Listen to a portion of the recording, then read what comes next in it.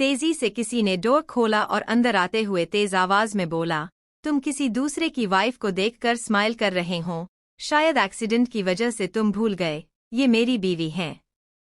इत्ती के करीब आकर उसने उसकी कमर पकड़ के मानव से दूर कर दिया। वो किसी आंधी की तरह आया था। इत्ती में सर उठाकर उसे हैरानी से देखा। मानव शांत था लेकिन उसकी आंखों में नापसंदगी थी। आहार्य ने एक नज़र मानव को गुस्से से घूरा, फिर सर झुकाकर इत्ती को देखते हुए बोला, जाओ डॉक्टर को बुला कर लाओ, he really need a doctor. But इत्ती ने कुछ कहना चाहा। मेरे आने से पहले भी तो तुम जा ही रही थी ना, गो, वो बेहद संजीदगी से बोला। उसकी बात सुनकर इत्ती ने अपना गला तर किया और हाँ में सर हिलाकर वहां से चली गई। इस पल उसे यहीं ठीक लगा।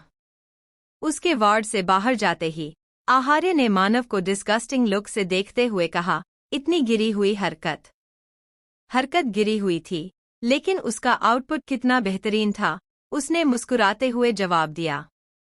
आहार्य उसके करीब आया और उसने मानव के सर पर लगी चोट को तेज से प्रेस किया। मानव को उसके सडन एक्शन की उम्मीद नहीं थी। उसका हाथ हटाने के लिए जैसे ही उसने अपना राइट हैंड उठाया, उसके दर्द में इजाफा हो गया। उसका लेफ्ट हैंड जख्मी था।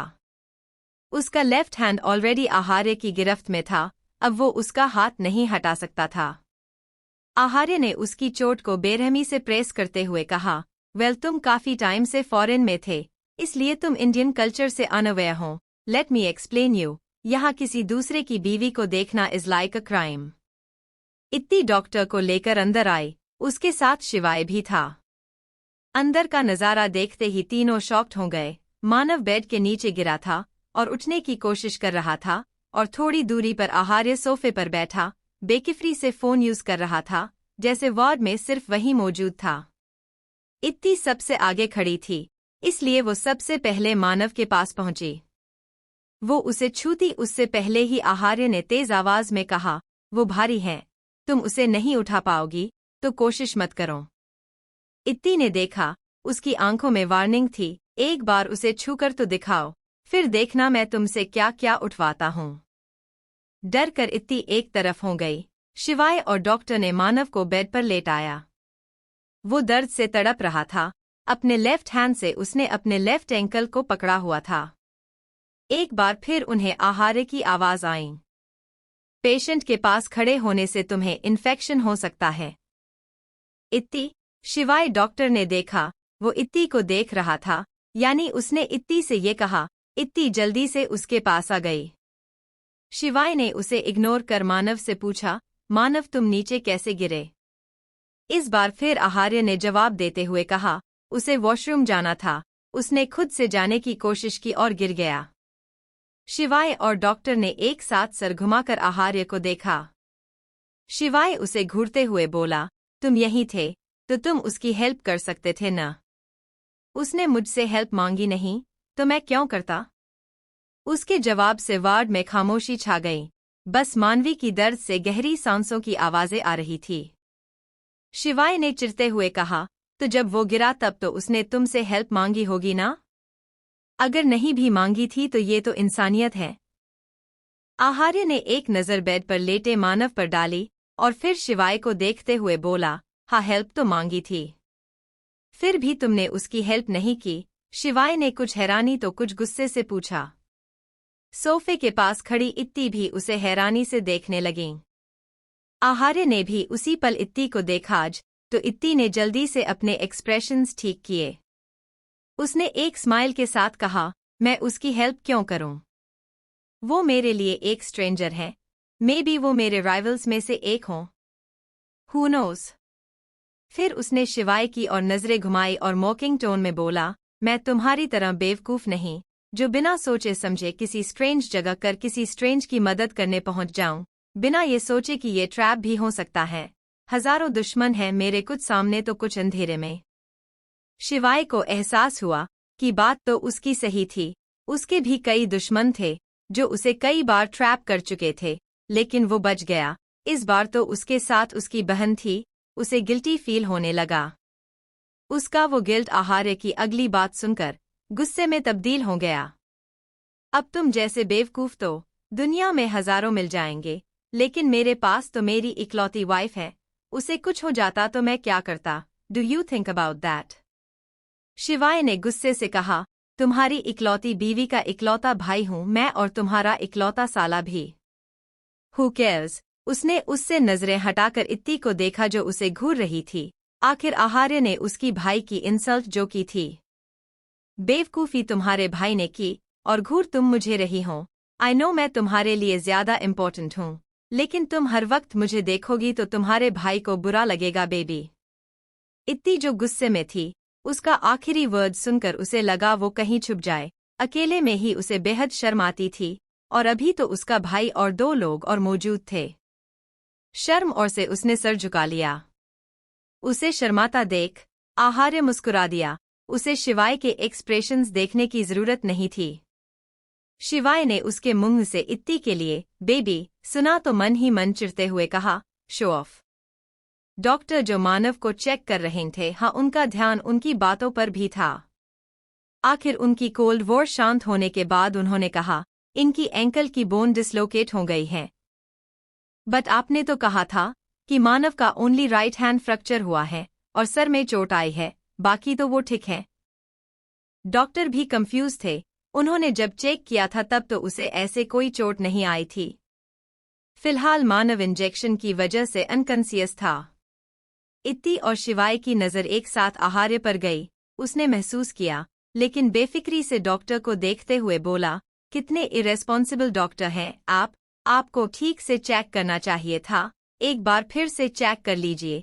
ये इंसान मेरी बीवी और साले साहब के लिए शायद बेहद खास है, तभी दोनों मुझे ऐसे घूर रहे हैं जैसे मैंने ही इसकी अंकेल ट्विस्ट करके इसकी एंकल बोन डिसलोकेट की हों। आहार्य की बात सुनकर तीनों मुंह खोले सदमे की हालत में उसे देखने लगें, जो कितनी बेशर्मी से ये एक्सेप्ट कर रहा था कि उसी ने मानव की बोन डिसलोकेट की। यही नहीं, निहायती बेशर्मी से प्रोसीज भी बता रहा था कैसे किया। तीनों ने गौर किया, एक जरा गिल्ट का कतरा भी उसके चेहरे पर कहीं नजर नहीं आ रहा था, बल्कि उसके फेस पर प्राउड एक्सप्रेशंस थे। आपने उसके साथ ये किया? इत्ती ने गलती से भी मानव का नाम लेने की हिम्मत नहीं की। आहार्य सर उठाकर मुस्कुराते हुए उसे देखा, मैंने तो ऐसा नहीं कहा, लेकिन अब तुम कह रही हो तो मैं मान लेता हूँ। तुम्हारी बात से डिसएग्री कैसे कर सकता हूँ मैं? फ्लर्ट। इस सिचुएशन में भी वो फ्लर्ट कर रहा था। शिवाय ने उसे मन ही मन कौसा।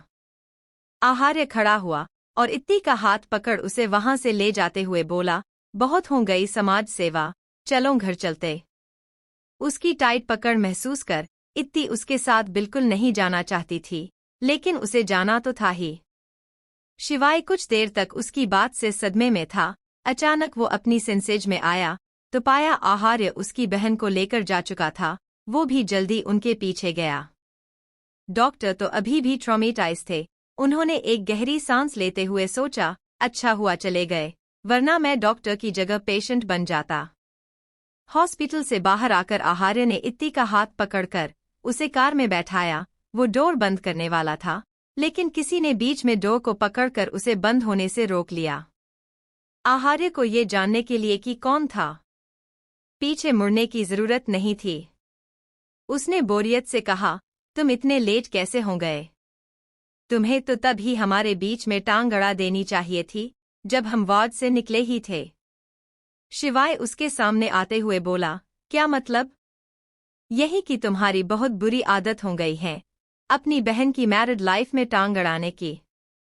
मेरी बहन है, वो उसकी परवाह करने से मैं खुद को रोक नहीं सकता। आहार्य ने गुस्से से हंसते हुए कहा, अपनी सो कॉल परवाह अपने पास रखो, मैं हूं उसकी परवाह करने के लिए। तुम्हारी इस बेमतलब की दखल अंदाजी से हम दोनों की लाइफ में इफेक्ट पड़ता है, विच आई कांट टॉलरेट। परवाह रियली? तो तुम्हें इतनी देर क्यों हो गई मेरी बहन को बचाने में? कितना ह्यूमिलिएशन सहा उसने। इवन तुम्हें मुझे इस बारे में बताना चाहिए था। हम फैमिली हैं उसकी, शिवाय ने गुस्से से कहा। इस वक्त दोनों डोर खुला था और दोनों एक दूसरे के सामने खड़े थे। पैसेंजर सीट पर बैठी इत्ती नाखून चबाते हुए कभी आहार्य को देखते तो कभी शिवाय को। उसे पूरा यकीन था एट द एंड वहीं फंसेगी। वो मन ही मन झुंझलाते हुए बोली, लड़ना है तो आपस में लड़ो, प्लीज मेरी तरफ मत देखना, मैं किसी एक की साइड लेकर मुसीबत में नहीं फंसना चाहती। हाँ मैं लेट था, आई रिग्रेट, इसका मतलब ये नहीं मैंने उसकी इंसल्ट का बदला नहीं लिया। शिवाय तल्खी से हंसा, बहुत मेहरबानी तुम्हारी। आगे उसने अपने दांत पीसते हुए कहा, तुम्हारी इस ओवर पोसेसिवनेस की वजह से मेरी बहन हमसे मिलने नहीं आ पाती, जरूर तुम उसे डराते होगे, तभी वो हमसे मिलने नहीं आती। No please don't ask me anything. इत्ती को पसीना आ गया, उसे यकीन था अब उसे घसीटा जाएगा।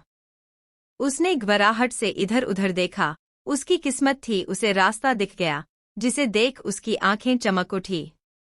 उसने एक नज़र उन दो जानी दुश्मनों को देखा और चुपके से पैसेंजर सीट से खिसकते हुए ड्राइविंग सीट पर आ गई और धीरे से गेट खोलकर वहां से निकल गई। शिवाय और आहार्य एक दूसरे को गुस्से की शिद्दत में घूरने में इतने बिजी थे कि उन्हें एहसास ही नहीं हुआ जिसके लिए दोनों बहस कर रहे हैं वो तो फरार हो चुकी थी। तुम उसके भाई हो, फिर भी तुम्हें उसके नेचर नहीं पता? अगर मैं उस पर रिस्ट्रिक्शन लगता तो वो कब का मुझे डिवोर्स दे चुकी होती, और डराना। Then sorry my wife is my life, और मैं अपनी ही जिंदगी पर डर का साया कैसे पड़ने दे सकता हूँ? इसमें मेरा ही नुकसान है। मैं अपनी बहन को कुछ टाइम के लिए लेकर जा रहा हूँ। वो कहीं नहीं जाएगी। थैंक यू सो मच आप यहाँ थे, वरना पता नहीं मेरा क्या होता। इतनी बार बार सुकून की सांस ले रही थी।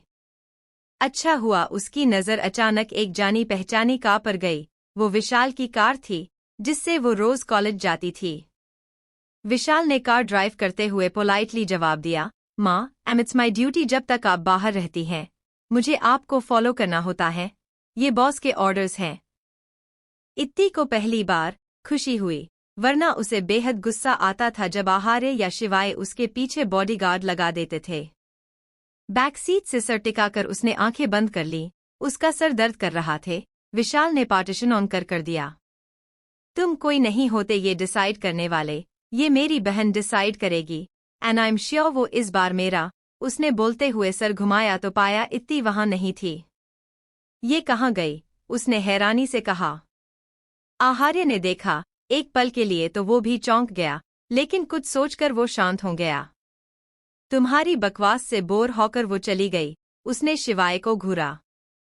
जिसके जवाब शिवाय ने कुछ बोलने के लिए मुंह खोला ही था कि अगले पल उसका हाथ उसके मुंह पर था। आहार्य ने बिना वार्निंग के उसे पंच किया था। वो दर्द और गुस्से से उसे घूरने लगा। आहार्य उसके गुस्से और दर्द दोनों को बेरहमी से इग्नोर करते हुए वार्निंग टोन में कहा, तुम मेरी वाइफ को मुझसे दूर ले जाने आए थे ना, just wait you will pay for your sin. उसने पैसेंजर सीट का डोर बंद किया। शिवाय झटके से पीछे हो गया, वरना जरूर उसका हाथ डोर में फंस जाता। आहार्य अपनी कार में बैठकर वहां से चला गया। शिवाय अपना जबड़ा सहलाते हुए उसकी कार को जाते हुए घूर रहा था। ये मेरी बहन के चक्कर में पागल हो गया है, कभी किसी का हाथ तोड़ता है, तो कभी किसी का पैर, तो कभी किसी का मुंह। पहले तो कितना शरीफ था। शिवाय आहार्य पर पूरी नजर रखता था, पहले नहीं अब, क्योंकि वो उसकी बहन का हस्बैंड था, असल में उसे प्रोटेक्ट करने के लिए, क्योंकि अगर आहार्य को कुछ हुआ तो उसकी बहन की लाइफ पर इफेक्ट पड़ेगा। इसलिए उसे अपडेट थी।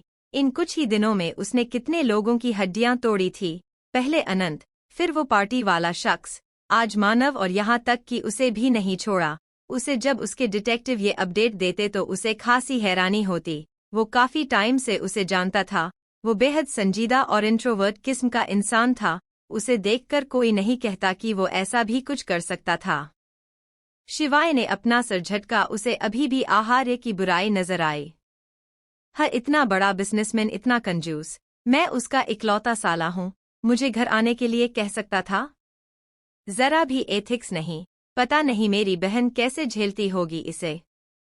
उसे एहसास भी नहीं था। वो फिलहाल किसी टिपिकल इंडियन रिलेटिव्स की तरह शिकायत कर रहा था। आहार्य जैसे ही रूम में आया, उसने देखा इत्ती बेड पर खुद को चादर से पूरी तरह कवर किए लेटी थी। जैसे ही इत्ती ने डोर बंद होने की आवाज सुनी, उसने हमेशा की तरह सांसें रोक ली। बेड के करीब आकर आहार्य उसके सर के करीब बैठते हुए बोला, तुम्हें सोने की एक्टिंग करनी थी, डेड बॉडी की नहीं। इत्ती ने चादर के अंदर ही सांस छोड़ी, उसे खुद पर बेहद गुस्सा आया, वो हमेशा यही गलती क्यों करती थी। आहार्य ने उसके फेस से ब्लैंकेट हटाते हुए कहा, उठो, मुझे तुमसे कुछ बात करनी है। बस वो यही तो नहीं चाहती थी। फिलहाल उसका उससे बहस करने का भी कोई मूड नहीं था। उसने धीरे से आंखें खोली और जानबूझकर ऐसा दिखाया जैसे वो सच में सो रही थी। आपने मुझे उठा दिया, उसने स्लीपी वॉइस में कहा। रात में सो जाना। इत्ती उठकर बैठ गई। वो मन ही मन खुद को आगे की बहस के लिए रेडी कर रही थी। उसने कई एक्सप्लेनेशन भी सोच लिए थे, लेकिन जो उसने सोचा वैसा कुछ नहीं हुआ। आहार्य ने उस बारे में कोई बात नहीं की। 2 महीने बाद कीर्ति और आकाश की शादी है सच में? उसने एक्साइटेड होते हुए कहा। हाँ, एंड उसके लिए तुम्हें काफी सारी शॉपिंग्स करनी होगी ना? हाँ, बहुत सारी। उसने आहार्य का हाथ पकड़ा। वो बेहद एक्साइटेड थी। मन ही मन उसका डर बरकरार था कि अब वो मानव का जिक्र कर दे। मैं नेक्स्ट मंथ बहुत बिजी हूँ। आहार्य ने धीरे से उसकी राइट हैंड की 3 उंगलियां थामी। डोंट से कि आप मुझे शॉपिंग पर लेकर नहीं जाएंगे। आपको पता है न मैं कितनी कंफ्यूज हो जाती हूँ, ढंग से डिसाइड भी नहीं कर पाती। आप मेरे टेस्ट को अच्छे से जानते हैं। इत्ती ने उसकी कोट की स्लीव्स को खींचते हुए उदासी से कहा। So sorry. उसने धीरे से उसके गालों को खींचा। इत्ती उसका हाथ हटाते हुए बोली, आपने तो पूरी एक्साइटमेंट स्पॉइल कर दी। कुछ सेकंड्स की खामोशी के बाद आहार्य ने कहा, तुम अपनी भाभी को क्यों नहीं बुला लेती? उसकी ये बात सुनकर इत्ती एक्साइटमेंट में थोड़ी तेज आवाज में बोली, ग्रेट आइडिया। क्या मैं सच में भाभी सा को बुला लूं? तब तो और ज्यादा मजा आएगा। वाओ, मतलब मेरे साथ तुम बोर हो जाती हो? आहार्य ने उसे घूरा। हाँ, आई मीन नहीं, बट गर्ल्स अंडरस्कोर गर्ल्स, हम एक ही ड्रेस के ऊपर घंटों डिस्कशन कर सकते हैं न? इनफैक्ट आप बोर हो जाते होगे, आप इतने बिजी भी रहते हो। ओके देन, तुम नेक्स्ट वीक उन्हें बुला लेना। आहार्य ने कहा तो इत्ती ने खुशी से हाँ में सर हिलाया। वो बेहद खुश थी। वैसे भी उसे प्रेगती से बेहद लगाव था। वो उसे मिस भी बहुत करती थी। हालांकि रोज वो उससे कॉल पर बात करती थी, लेकिन मिलने की बात कुछ और ही थी। शादी से पहले भी वो और प्रेगती साथ ही में हर जगह जाते थे और खूब मस्ती करते। उन दोनों का साथ ही काफी था। बस उसका बस चलता तो वो अभी इसी वक्त उसे यहाँ बुला लेती, लेकिन उसने खुद के अंदर उमड़ रहे एहसासों को काबू किया और आहार्य के गाल पर किस करते हुए बोली, ओके डन, अम्मम मैं आपके लिए कॉफी लेकर आती हूँ। बोलकर उसने दोबारा उसके गाल पर किस किया और जल्दी से बेड से कूदकर खुशी खुशी वहां से चली गईं। आहार्य ने अपने गाल पर हाथ रखा और मुस्कुराते हुए सर हिला दिया। वो जानता था इत्ती बस उसे मक्खन लगा रही थी। क्यों? ये भी वो अच्छे से जानता था। अचानक उसके फेस पर ईविल एक्सप्रेशंस आ गए। अब तुम्हें पता चलेगा साले साहब। किचन में इत्ती कॉफी बनाते हुए, प्रेगती से एक्साइटेड होते हुए सारी बातें बता रही थी। उसमें सब्र कहाँ था? इसलिए उसने सभी कुक को बाहर भेज दिया और जल्दी से प्रेगती को कॉल किया। आई एम सो एक्साइटेड भाभी सा, हम पहले की तरह मस्ती करेंगे, खूब सारी शॉपिंग करेंगे, सारे रिकॉर्ड्स तोड़ देंगे। मुझे तो दोनों साइड से शॉपिंग करनी, जल्दी से आप आ जाओ। उसने कॉफी में 1 चम्मच चीनी डाली। उसका ध्यान कॉफी में कम कॉलिंग में ज्यादा था। मेरे साथ शॉपिंग करना तो तुम्हारी मजबूरी है, अंदर से तो तुम दुखी ही होगी। तुम जमाई सा के साथ शॉपिंग जो नहीं कर पाओगी हम्मम। उस साइड से प्रेगती ने कहा, जिसे सुनकर इत्ती ने बुरा सा मुंह बनाते हुए कहा, हाँ, इनफैक्ट मैं तो बेहद खुश हूँ। उनके साथ शॉपिंग करना इज लाइक अ टॉर्चर। बोलकर उसने बेख्याली में 1 और स्पून चीनी डाल दी। टॉर्चर? और नहीं तो क्या भाभी सा, आपको पता है, उनसे पूछो कौन सा ज्यादा अच्छा है, तो जब उनका मूड अच्छा होता है तो कहेंगे तुम पर सब अच्छा लगता है, दोनों ले लो, और जब मूड खराब तब इसमें तुम बिल्कुल अच्छी नहीं लग रही। ऐसा कोई कहता है? उसने फ्लेम कम की। प्लीज आप हंसिए मत। उधर से प्रेगती का हंस हंस का बुरा हाल था। उसकी छोटी सी नंद भी अब उन्हीं की कैटेगरी में आ रही थी, अपने हस्बैंड की बुराई करना सीख रही थी। आपको पता है, उनके साथ शॉपिंग वाली वाइब्स नहीं आती, जैसे हम एक ड्रेस के ऊपर कितनी डायाकाशन करते हैं। लुक एंड ऑल वो कुछ नहीं, एकदम बोरिंग किस्म के इंसान है। हाँ बिल्कुल शिवाय की तरह। एग्जैक्टली बिल्कुल भाई सा की तरह। वो भी कैसे करते थे। जल्दी चलो और कितनी शॉपिंग करोगे, इतना टाइम नहीं है मेरे पास। मॉल में ही सोने का इरादा है क्या? यूएफएफएफ। प्रेगती भी उसकी हाँ में हाँ हिला रही थी। आखिर बुराई इस बार उसके हस्बैंड की हो रही थी। अच्छा भाभी सा, मैं आपको बाद में कॉल करूंगी। ओक ना BYY। इत्ती ने कॉल काट किया और देखा कॉफी थोड़ी सूख गई थी। उसने अपने हाथ में चीनी का डब्बा देखा। मैंने चीनी डाली या नहीं? शायद नहीं डाली, सोचकर उसने एक और कप चीनी डाल दी। रूम में आकर उसने टेबल पर कॉफी रखी और बेड पर आकर अपनी स्क्रिप्ट पढ़ने लगी। पहला सिप लेते ही आहार्य की नज़र बेड पर बैठी इत्ती पर गई। मियर एग्जाम फेब से है, HAR बार मार्च से होते द इस बार सडन डेट आ गई underscore exam theory practical UFFF ना जाने क्या हाय होगा। इधर आना। आहार्य ने उसे देखते हुए कहा। कॉफी का गर्म धुआं उसके चेहरे के सामने जमा हुआ था। इत्ती ने स्क्रिप्ट से नजरें हटाकर उसे देखा। उसके होठ हिले। वो कहने वाली थी कि खुद आ जाइए, मैं नहीं आने वाली। अचानक उसे याद आया उसे 1 हफ्ते तक आहार्य की बात माननी है। बेमन से वो खड़ी हुई और जोर से उसने स्क्रिप्ट पेजेस को बेड पर पटका। हाँ वो मुंह से कुछ कह नहीं सकती थी, अपने एक्शन से तो जाहिर कर ही सकती थी। उसके ऐसा करने से आहार्य को जरा भी फिक्र नहीं पड़ा। इत्ती जैसे ही उससे 1 हाथ की दूरी पर थी, उसने उसका हाथ पकड़ा और अपनी तरफ खींचा।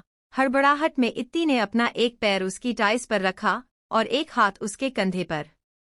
वो गुस्से से कुछ कहती उससे पहले ही आहार्य ने उसके होंठ पर अपने होंठ रखे दिए। इसी के साथ इत्ती को अपने मुंह में चाशनी घुलती हुई महसूस हुई।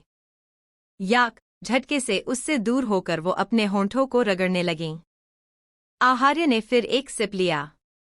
हम्म, अब ये थोड़ी मीठी लग रही है, शायद तुम शुगर ऐड करना भूल गई थी। इत्ती अपने होंठों को रगड़ते हुए कहा। मुझे याद है, इस बार तो मैंने 1 ही चम्मच चीनी डाली थी। तुम्हारे अलावा वहां कोई और भी मौजूद था, उसी ने बाकी शुगर ऐड की होगी। आई ट्रस्ट यू, तुमने तो 1 ही स्पून ऐड की होगी। उसने एक और सिप लिया। जरा उसके चेहरे पर शिकन नहीं आई। कौन? इत्ती ने हैरानी से पूछा। तुम्हारा फोन, वो भी तुम्हारे साथ ही था ना? उसका अंदाज बेहद नॉर्मल था। ओह अच्छा अच्छा। फिर वो तेज आवाज में बोली, क्या?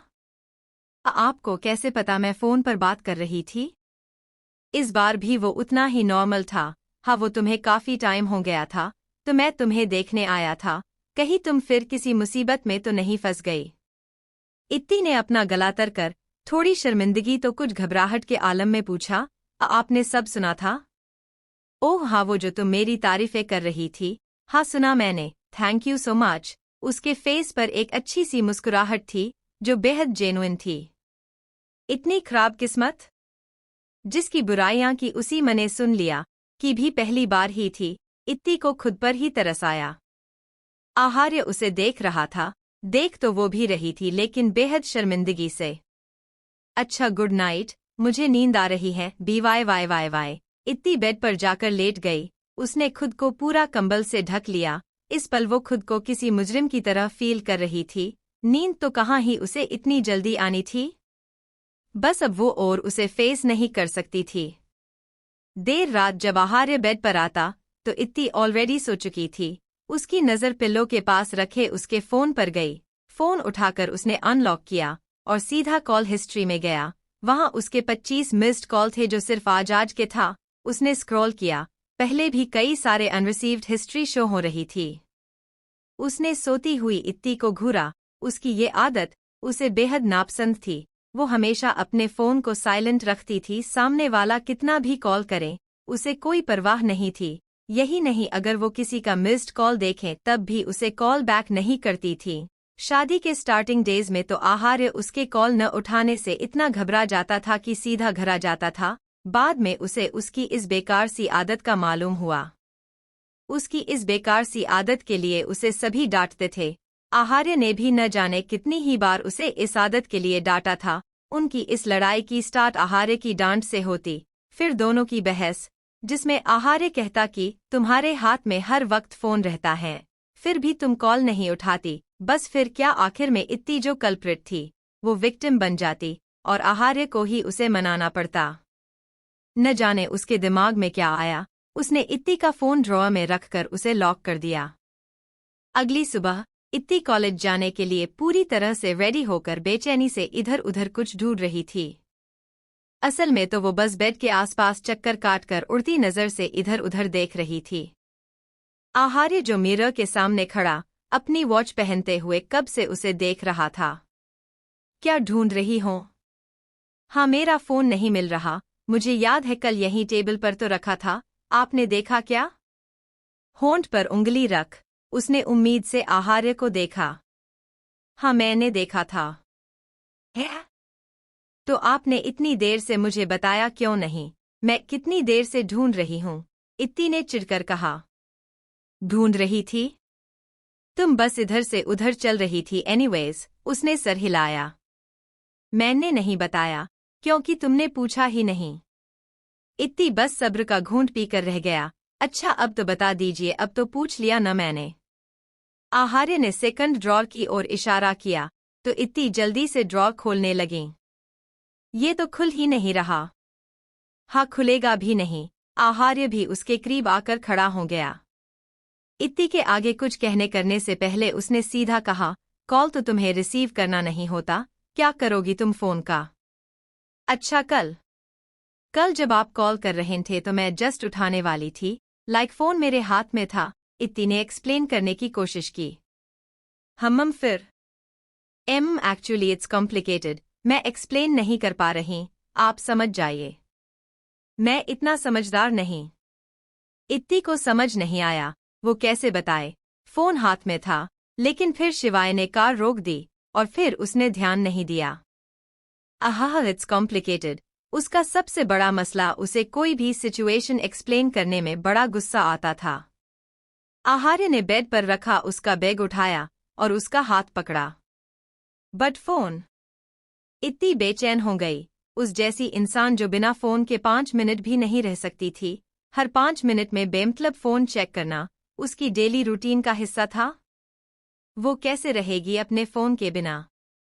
आहार्य ने बिना उसे देखे कहा, कल से अब तक तुमने इतनी गलतियां की है, जरा गौर करो। तुम इस पल मुझसे जिद करने की सिचुएशन में हो। इत्ती आखिर उसे रिक्वेस्टिंग आइज से देख सकती थी, जिसे आहार्य ने बुरी तरीके से इग्नोर कर दिया। कार में पूरे वक्त इत्ती आहार्य से अपने फोन के लिए रिक्वेस्ट कर रही थी। आहार्य ने एक लफ्ज नहीं कहा, वो पूरे वक्त अपने काम में लगा था। इत्ती का दिल किया कि उसका लैपटॉप खिड़की से बाहर फेंक दे। जब कॉलेज आया तब जाकर आहार्य ने उसकी तरफ देखा और उसके सर पर धीरे से किस किया। इससे तो इत्ती के गुस्से में और इजाफा कर दिया। वो अंदर ही अंदर खोलते हुए कार से बाहर निकल गई। वो जैसे ही कैंपस में आई तो कॉलेज का माहौल काफी स्पाइसी था। शायद आज फिर से कोई ब्रेकिंग न्यूज चल रही थी। इत्ती को भी अब इसकी आदत पड़ गई थी, क्योंकि हर दूसरे दिन कॉलेज में कोई ना कोई नया हॉट टॉपिक ट्रेड करता रहता था। प्रैक्टिस रूम में जाते हुए उसे पूरी गॉसिप का भी अंदाजा हो गया। बात रेवान के बारे में हो रही थी। अब सब उसकी बुराई करते रहे थे। जहां सब पहले उससे डरा करते थे, अब वही सब उसका मजाक बना रहे थे। उनके दिल में उसका खौफ तो क्या, उसके लिए इज्जत नहीं थी। इत्ती ने गहरी सांस ली। उसे ये बहुत अजीब लगता था, कैसे कोई इंसान अर्श से फर्श पर आजता है। उसने आगे कोई परवाह नहीं की और प्रैक्टिस हॉल में चली गई। वहां जाकर उसका मूड और खराब हो गया। रेवान गायब था और उसके बिना प्ले अधूरा था। अरे यार, ये प्ले स्टार्ट होगा भी नहीं। वो प्ले इंचार्ज के पास गई और फ्रस्ट्रेट होते हुए बोली, माँ, इतना कम वक्त बचा है, अगर प्ले कैंसिल करना है तो पहले बता दीजिए। बाकी लोगों ने भी उसका साइड लिया, इसलिए नहीं क्योंकि वो उसकी बात से एग्री करते थे, इसलिए क्योंकि अब वो लोग इत्ती से खौफ खाते थे। उसे इन लोगों से चिढ़ होने लगी। मौकापरस्त। उसे आहार्य की बात याद आई, जो सुपीरियर होता है वही रूल करता है। अपनी सुपीरियॉरिटी कंस्टेंट रखनी पड़ती है, आप पास्ट में कितने भी पावरफुल क्यों ना हो। प्रेजेंट में अगर आपके पास पावर नहीं है तो लोग आपको टेकिंग फॉर ग्रांटेड लेंगे। इंचार्ज ने परेशान होते हुए कहा, रेवान इस प्ले को 2 साल से कर रहा है। वो इस प्ले के लिए परफेक्ट है और अभी हमारे पास इतना वक्त भी नहीं है कि हम उसे रिप्लेस करें, क्योंकि ऑलमोस्ट सभी ने अपने डायलॉग्स प्रिपेयर कर लिए हैं। बस हमें प्रैक्टिस परफॉर्म करनी है। तो उसे बुलाइए ना, वो इतना इरेस्पॉन्सिबल कैसे हो सकता है? इत्ती ने चिढ़ते हुए कहा। मैंने कोशिश की लेकिन वह अभी प्ले कंटिन्यू नहीं करना चाहता। इंचार्ज खुद काफी परेशान थी। इस शो की सारी रिस्पॉन्सिबिलिटी उन्हीं के जिम्मे थी। मेरी लाइफ में कुछ भी इजीली हो ही नहीं सकता। इत्ती आगे बिना कुछ बोले वहां से चली गईं। कॉलेज के बैक साइड एक छोटी सी लैक थी। रेवान उसके किनारे खड़ा एक टक आधी सूख चुकी उस लैक को देख रहा था। वो अपनी कश्मकश में उलझा ही था कि अचानक पीछे किसी की गुस्से से भरी आवाज आई। तुम यहाँ खड़े खड़े टाइम पास कर रहे हो और वहाँ हम मिस्टर प्रिंस का वेट कर रहे हैं कि कब वो आएंगे और हमारा प्ले स्टार्ट होगा। ये आवाज सुन रेवान चौंक गया। वो पीछे पलटा तो पाया इत्ती उसे गुस्से से घूर रही थी। उसके मन में मिक्सड एक्सप्रेशंस थे। इत्ती को देखकर वो ऐसे ही खड़ा रहा। इससे इत्ती और ज्यादा तेज आवाज में बोली, तुम्हारा एटीट्यूड झेलने नहीं आई हूं मैं। अगर प्ले करना है तो करो, अदरवाइज अभी जाकर माँ एम को मना कर दो कि तुम यह प्ले नहीं कर सकती। तुम्हारे बस की बात नहीं है। रेवान को ख्याल था उसने इत्ती से कितनी रूडली बात की थी। वो नमी से बोला, तुम अब कैसी हो? वह थोड़ा झिझका और एक गहरी सांस लेकर धीरे से बोला, आई एम सॉरी, मैंने तब तुमसे रूडली बिहेव किया जबकि तुम्हारी कोई गलती नहीं थी। Who cares? अब तुम मुझे इरिटेट कर रहे हो। तुम्हारे साथ सॉरी सॉरी खेलने का वक्त नहीं है मेरे पास। मैंने इस प्ले के लिए बहुत मेहनत की है और मैं अपनी मेहनत को जाया नहीं जाने दे सकती। इत्ती को उसकी किसी बात से कोई फर्क नहीं पड़ता था। उसे सिर्फ खुद से मतलब था। उसकी मेहनत नहीं बर्बाद जानी चाहिए। उसकी सुई अभी भी प्ले पर ही अटकी हुई थी। मैं यह प्ले नहीं कर सकता, बोलकर रेवान फिर पीछे मुड़कर उदासी से झील को देखने लगा। पीछे इत्ती उसे ऐसे घूर रही थी जैसे अभी इसी वक्त उसे गोली मार देगी। वो पैर पटकते हुए उसके बगल में उससे थोड़ी दूरी बनाकर खड़ी हो गई। क्यों? तुम प्ले क्यों नहीं कर सकते? अगर नहीं करना था तो पहले मना कर देते, हमारा नुकसान हुआ। पहले बात कुछ और थी लेकिन अब वो चुप हो गया। इस पल वो बेहद बुरा फील कर रहा था। कोई तुमसे डरेगा नहीं, सब तुम्हें बुली करेंगे, सब तुम्हारा मजाक बनाएंगे, बला ब्ला ब्ला, है ना? यही रीजन है ना? हाँ, उसने एक गहरी सांस छोड़ी। इत्ती ने अपने सीने पर हाथ बांधते हुए कहा, तो तुम उन लोगों को इतनी इम्पोर्टेंस क्यों दे रहे हो? Be yourself. तुम खुद उन्हें मौका दे रहे हो कि वो तुम्हें अपने से नीचे समझे। अपना वही एटीट्यूड कांस्टेंट रखो ना। बट आप मेरे डैड के पास पावर नहीं रही। इत्ती ने सर टेढ़ा कर उसे घूरते हुए कहा, तुम तो मुझे शक्ल से ही बेवकूफ लगते थे। आज यकीन हो गया तुम असल में बेवकूफ हो। बेवकूफ। तुम्हारे पास अभी भी एक प्लस पॉइंट है जिससे तुम अभी भी उन सबसे सुपीरियर हो। रेवान ने उसे देखा तो इत्ती उसी एटीट्यूड भरे अंदाज में बोली, तुम अभी भी अपने डिपार्टमेंट के टॉपर हो और कॉलेज के सेकंड टॉपर। क्या ये प्लस पॉइंट नहीं है? तुम इससे सबसे सुपीरियर नहीं हुए। तुम तो ऐसे देवदास की तरह यहाँ खड़े हो जैसे तुम्हारा सब कुछ लूट गया हो, बर्बाद हो गया हो। तुम्हारे जितने मार्क्स है ना, अगर मेरे आते तो मेरा एटीट्यूड अंडरस्कोर। उसने आसमान की ओर देखा। ना चाहते हुए भी रेवान की हंसी निकल गई। बेवकूफ की तरह हंसो मत और मेरा टाइम वेस्ट मत करो। जल्दी चलो, पप्ले की प्रैक्टिस करनी है। इत्ती वहां से जाने के लिए मुड़ गई तो रेवान ने उसे आवाज दी। इत्ती ने पीछे देखा तो वो हल्की सी मुस्कान के साथ बोला, थैंक यू सो मच, मुझे नई उम्मीद देने के लिए, मुझे अपनी वैल्यू समझाने के लिए, और आई एम रियली सॉरी मैंने तुमसे रूडली बात की। होल्ड ऑन, यह सब मैंने अपने लिए किया है क्योंकि तुम्हारे प्ले न करने से मेरा ही नुकसान होता। मेरी सारी मेहनत वेस्ट हो जाती है जो मैं बिल्कुल अफोर्ड नहीं कर सकती हूँ। पहली बार रेवान ने किसी का एटीट्यूड बर्दाश्त किया था। कुछ देर पहले वो अपने आप को वर्थलेस समझ रहा था, यहाँ तक कि पानी में देखते हुए भी उसे यही ख्याल आ रहा था कि वो अपनी जान दे दे। हमेशा वो अपने बाप की पावर पर उड़ता आया था। आज जब वो कॉलेज आया तो लोग उसे देख देख कर हंस रहे थे। कुछ ने तो ये आज उसके मुंह पर भी कह दिया, लेकिन एक इत्ती ही थी जिसने इस चीज का जिक्र ही नहीं किया। इस लड़की को सिर्फ खुद की पड़ी थी। भले ही इत्ती ने यह सब अपने फायदे के लिए किया था, लेकिन उसके इन हर्ष वर्ड्स ने रेवान के दिल को कितना सुकून दिया था, उसे कितनी बड़ी उम्मीद दी थी, वो खुद नहीं समझ पाई थी। रेवान वहां से चला गया, लेकिन इस बार उसके दिल में इत्ती के लिए बहुत स्पेशल फीलिंग पनपने लगी थी। इत्ती ने लेक के पानी में खुद का अक्स देखते हुए अपने कंधे को थपथपाते हुए कहा, मैं इतनी भी यूजलेस नहीं हूँ। मेरे अंदर एक मोटिवेशनल स्पीकर बनने की खूबी तो है, क्यों ना मैं इसी में अपना कैरियर बना लूं। Miss oh sorry Mrs motivational speaker का पहला client Revan Bisht. Breaking news. और अगर ये breaking news Mrs motivational speaker के हस्बैंड को पता चलेगी तो मिसेस मोटिवेशनल स्पीकर का क्या होगा।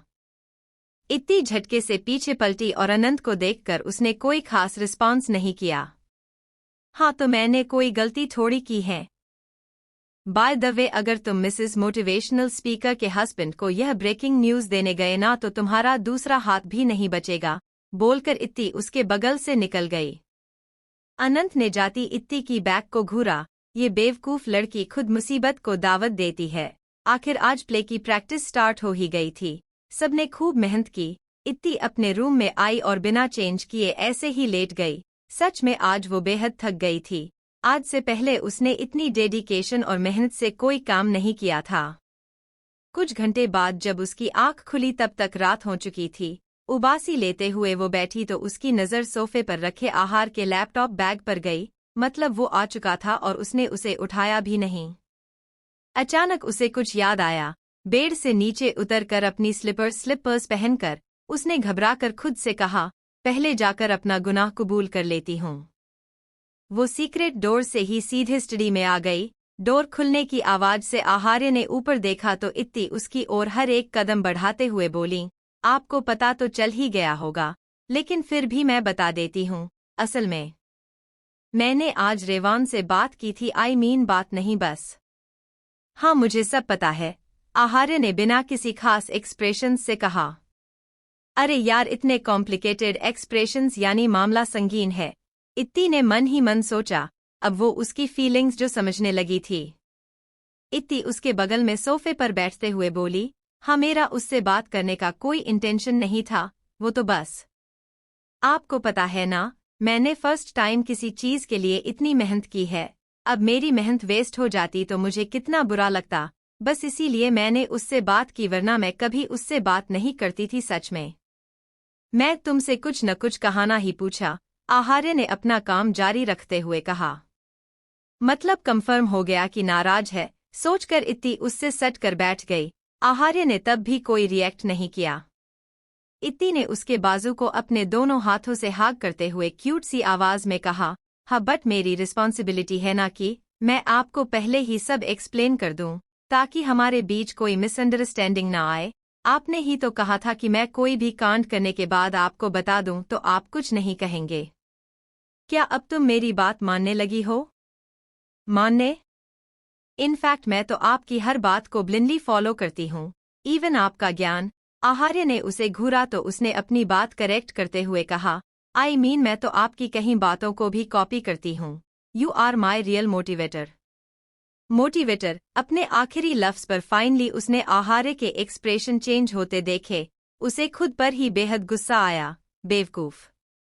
वो दुनिया की सबसे बड़ी बेवकूफ इंसान थी, और अब वो बेवकूफ इंसान मुसीबत में थी। इसके बाद भी उसने मुस्कुराना जारी रखा, इस उम्मीद से कि शायद अभी भी बचने के चांसेस थे। मोटिवेटर, तुम्हारे अंदर ये भी टैलेंट है, मुझे तो पता ही नहीं था। आई विश मुझे पहले पता होता। नहीं, वो तो बस ऐसे ही कोई टैलेंट वेलेंट नहीं है मेरे अंदर। आपको तो पता ही ना मैं कितनी बड़ी वाली यूजलेस और आलसी हूँ। नहीं, तुम बहुत टैलेंटेड हो और मेरा भी हक बनता है कि मैं अपनी वाइफ का टैलेंट देखूं। इत्ती का चेहरा उतर गया। उसकी गट फीलिंग सही थी, जरूर कुछ बुरा होने वाला था। आहार्य ने लैपटॉप को हल्का सा टिल्ट किया और इत्ती को दिखाते हुए बोला, मुझे ये 8 प्रेजेंटेशंस आज ही रेडी करनी है, बट मेरा मन नहीं है। चलो मुझे मोटिवेट करो, और अगर मैं मोटिवेट नहीं हुआ तो तुम भी मेरी हेल्प करोगी इसे पूरा करने में। इनफैक्ट हम दोनों पूरी रात बैठकर इसको पूरा करेंगे। पूरी रात इत्ती के चेहरे का रंग उड़ गया। उसे तो सोने के बाद भी नींद आ रही थी। वो खुद का काम ढंग से तो करती नहीं, आहार्य का काम क्या खाक करेगी। उसके खुद के इतने सारे असाइनमेंट पेंडिंग थे, इसके बाद भी उसे कोई टेंशन नहीं थी। वो सुकून से वक्त बर्बाद कर दी थी। वो जबरदस्ती मुस्कुराते हुए बोली, ऐसा तो हो ही नहीं सकता, आप तो इतने ज्यादा हार्ड वर्किंग है, आपको भला किसी काम में जोर कैसे आ सकता है। जरूर मजाक कर रहे हैं ना। बोल वो हंसने लगी, लेकिन आहार्य का फेस अभी भी कांस्टेंट था। उसने गहरी आवाज में कहा, मैं भी इंसान हूँ, कभी कभी मेरा भी मन नहीं करता है कोई काम करने का, तब मुझे भी मोटिवेशन। उसने मोटिवेशन को खींचा, मुझे भी मोटिवेशन की जरूरत पड़ती है। शुरू हो जाओ। इस बार उसने थोड़ी तेज आवाज में कहा, जिससे इत्ती चमक कर उससे दूर होकर बैठ गई। उसने अपने सामने बैठे उस ब्रिलियंट इंसान को देखा जो खुद इतना सक्सेसफुल था। उसने यूएस में पीएचडी के स्टूडेंट्स को मोटिवेटिंग स्पीच दी थी। वो शख्स जिसे आजकल की यूथ अपना आइडल मानती थी, वो उससे मोटिवेशन मांग रहा था, जो बस अपना कीमती वक्त बिना किसी फिक्र के बर्बाद करती रहती थी, बेवकूफियां करने में अव्वल, जिसके लिए पास होना ही बहुत बड़ी बात थी। आई एम सॉरी, इत्ती अपने एक हाथ को दूसरे हाथ से रब करते हुए रोनी सी आवाज में बोली। तुम्हारा सॉरी नहीं चाहिए मुझे, आई वॉन्ट योर मोटिवेशन। इत्ती ने घबराहट से अपना गला तर किया और कुछ देर सोचने के बाद आखिर वो मिमियात हुए बोली, अगर आप ये काम कर लेंगे तो आपको बहुत सारे पैसे मिलेंगे, जिससे आप अपनी बीवी बच्चे का खर्चा चला सकते हैं। कहकर उसने अपनी जीभ काट ली। बीवी बच्चे? क्या क्या बक रही थी वो, बेवकूफ कहीं की। उसने खुद को कोसा। उसकी बात सुनते हुए आहार्य सोफे पर टेक लगाकर बैठ गया। उसका पोस्चर ऐसा था कि उसका फेस इत्ती की तरफ था और उसने सोफे के एज पर अपना हाथ रखा हुआ था। मैंने तुमसे कॉमेडी करने के लिए नहीं कहा। ठीक है, बच्चे नहीं है लेकिन बीवी तो है ना, और आपकी बीवी भी कितनी फिजूल खर्ची करती है, तो उसके लिए आपको कामना तो पड़ेगा ना। मेरे पास ऑलरेडी इतना पैसा है कि मेरी बीवी पूरी लाइफ उसे खत्म नहीं कर सकती, चाहे वो कितनी फिजूल खर्ची क्यों न कर ले। अच्छा, तो आपको सक्सेसफुल होना है। वो मैं ऑलरेडी हूं। अभी भी उसके फेस पर सीरियसनेस बरकरार थी, जिसे देख इत्ती ने थककर सोफे पर अपना सर टिका लिया। मतलब वो जरा भी कन्विंस नहीं हुआ। तुम एक बेहद बेकार मोटिवेशनल स्पीकर हो। तुम्हारे लिए बेहतर यही है कि तुम आगे से किसी को मोटिवेट न करो, तो तुम्हारे लिए बेटर होगा। ओक्का, बस उसके आंसू ही नहीं आए। आहार्य ने उसे अपने पास खींचा और टेबल से 8 फाइल उठाकर उसके हाथ में रख दिया। इसमें से जो प्रपोज तुम्हें पसंद आए उसे तुम फाइनल कर सकती हो। इत्ती को उन मोटी मोटी फाइल्स को देखकर ही चक्कर आ गए। उसने धीरे से कहा, लेकिन मैं कैसे? मुझे तो ये सब आता ही नहीं है। इंग्लिश तो आती है ना? जब तुम शॉपिंग करती हो तब भी कई सारे ऑप्शंस में बेस्ट सिलेक्ट करती हो ना? वही स्किल्स यहाँ यूज करनी है, नथिंग एल्स। उसने खड़ूस लहजे में कहा। मेरी पसंद भी बहुत बेकार है, आपको मेरे ऊपर ट्रस्ट नहीं करना चाहिए। उसने एक आखिरी कोशिश की। तुम्हें बस पिक करना है, उसे इम्प्लांट करना मेरा काम है। हाँ, बस एक चीज पिक करनी है। उस एक चीज को पिक करने के लिए मुझे इन 8 फाइल्स को पढ़ना पड़ेगा। इत्ती को मन ही मन रोना आ रहा था। आप अपनी वाइफ पर थोड़ा रहम नहीं खा सकते? प्लीज। उसने पपी आइज से उसे देखा। नहीं, इस एक लफ्ज से आहार्य ने उसकी रिक्वेस्ट बेरहमी से रिजेक्ट कर दी और अपना पूरा फोकस अपने काम पर लगा लिया। उसके बाद इत्ती ने उसे मनाने के लिए 1-2 बातें और कहीं, जिसे आहार्य लगातार इग्नोर करता रहा। अपने दोनों पैर टेबल पर रख, अपनी गोद में फाइल को रखें। इत्ती बेमन में उसे रीड कर रही थी। एक पैराग्राफ पढ़ने के बाद वो पीछे के पन्नों को गिनती की, अभी और बाकी है। फिर उसकी नज़र बाकी बची 7 फाइल्स पर जाती, जिसे देखकर ही उसका जी और ज्यादा घबरा जाता, ये सोचकर कि अभी उसका कितना सारा काम बाकी है। आधे घंटे बाद आहार्य को अपने कंधे पर कुछ फील हुआ। उसने हल्का सर टेढ़ा कर देखा तो इत्ती का सर था। वो सो चुकी थी। उसने उसकी गोद में रखी फाइल को देखा, वो अभी पहली ही फाइल पर थी। उसने इत्ती को सीधा लेटाया और उसका सर अपनी गोद में रख लिया। आई नो तुम्हें उससे कोई मतलब नहीं था, ये सब तुमने सिर्फ इसलिए किया क्योंकि तुमने पहली बार किसी चीज के लिए मेहनत की है और तुम नहीं चाहती थी कि तुम्हारी मेहनत वेस्ट हो जाए। मुझे याद है तुमने कहा था कि तुमसे बेवकूफियां हो जाती हैं लेकिन तुम लॉयल हो, जिसके जवाब में मैंने कहा था कि मैं कभी तुम्हारी बेवकूफ से तंग नहीं आऊंगा, लेकिन ऐसा भी नहीं कहा था कि मैं तुम्हें पनिश नहीं करूंगा। आहार्य ने अपने दोनों पैरों को सीधा कर टेबल पर रखा जैसे इत्ती ने रखा था और सोफे पर पीठ टिकाकर वो फाइल रीड करने लगा। महज 2 घंटे में सारी फाइल्स रीड कर उसने फर्स्ट फाइल पर साइन किया। ये वही फाइल थी जिसे इत्ती ने आधा रीड किया था। आहार्य के साइन का मतलब था कि उसने इस प्रपोजल को पास कर दिया था। लैपटॉप शट डाउन कर वो सोई इत्ती को गोद में उठाकर उसी सीक्रेट डोर से रूम में आ गया। उसने इत्ती को बेड पर लेटाया और खुद उसके बगल में लेट गया। उसके लेटते ही इत्ती ने नींद में ही अपना पैर उस पर रख लिया। आखिर आज इत्ती के प्ले का दिन था। हालांकि उसने इन दिनों इसके लिए बहुत मेहनत की थी और आहार्य ने भी उसकी काफी हेल्प की थी, लेकिन इसके बाद भी आज वो बेहद नर्वस थी। इत्ती का प्ले शाम को होने वाला था। अभी वो अपने रूम में इधर-उधर चलते हुए कुछ बड़बड़ा रही थी। इत्ती के ही चक्कर में आज आहार्य ऑफिस नहीं गया था। वो कब से ऐसे ही चक्कर काट रही थी। आखिर में तंग आकर आहार्य ने उसका हाथ पकड़ा और उसे दोबारा बेड पर बैठाते हुए बोला, तुम्हारी प्रिपरेशन है न? इस बार तुमने बहुत मेहनत की है, जस्ट रिलैक्स। इत्ती फिक्र से बोली, हाँ बट। खैर छोड़ो, आप नहीं समझोगे। उसने बात बीच में छोड़ दी। बताओ, आहार्य ने उसके गालों को पिंच करते हुए कहा। एक्चुअली मैं पहले ही सारी नेगेटिव चीज सोच रही हूं ताकि कुछ बुरा हो ही ना। आहार्य अजीब तरीके से इसे देखने लगा। उसका ये लॉजिक उसके समझ के परे था।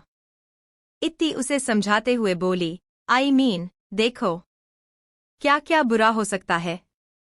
मैं स्टेज पर आते ही अपने सारे डायलॉग भूल जाऊं, या मैं अपने गाउन में फंस कर गिर जाऊं, या तो मैं नर्वसनेस में बहुत गंदी एक्टिंग करूं, यही न बस। तो मैं वो सारी नेगेटिव चीज पहले ही सोच चुकी हूं।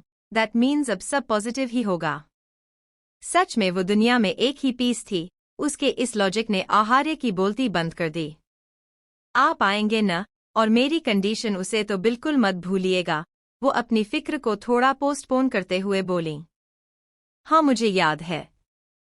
तो आप ये कैसे करेंगे? वो देखना मेरा काम है, तुम सिर्फ अपने प्ले पर फोकस करो। क्योंकि इत्ती ने पार्टिसिपेट किया था तो उसे थोड़ा जल्दी कॉलेज पहुंचना था। आहार्य उसे ड्रॉप करना चाहता था, लेकिन इत्ती ने मना कर दिया कि वो बाद में ही आए। लेकिन जाते जाते भी वो अपनी कंडीशन याद दिलाना नहीं भूली।